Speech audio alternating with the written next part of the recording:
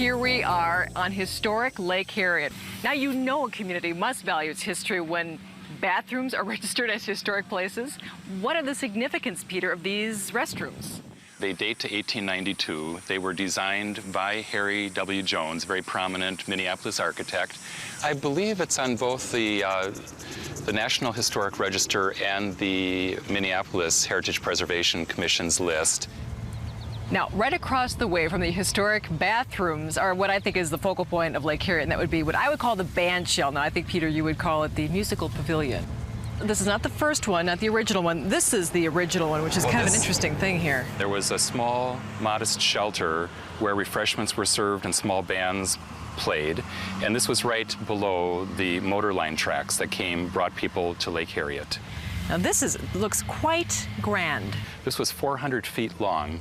It was designed by Long and Keys, who designed the City Hall and Courthouse building downtown. This was built in 1888, and this pavilion lasted only 3 years, and it burned down early in 1891, right before the concert season.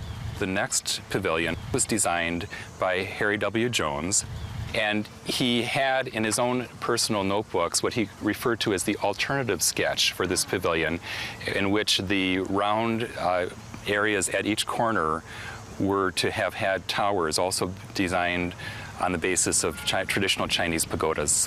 When the park board hired Milo Thompson to design the current bandstand in 1985, we showed Milo the sketch that Jones had kept in his notebooks showing these towers, and that was one of the influences that Milo used. I think Jones would be very pleased to know this.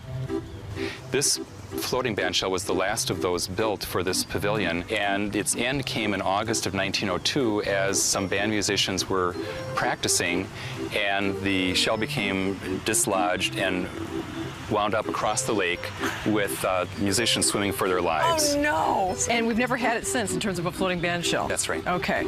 The pagoda-style pavilion burned in 1903, and Harry Jones this time was hired by the park board. He was actually a member of the park board commission. Jones based the beautiful bandstand on a temple in Delphi in Greece. Unfortunately, the musicians playing on the bandshell could hear themselves. The sound bounced off the ceiling and back to them, but not out to the audience. Oh. So it had to be taken down and replaced with something a little bit more functional.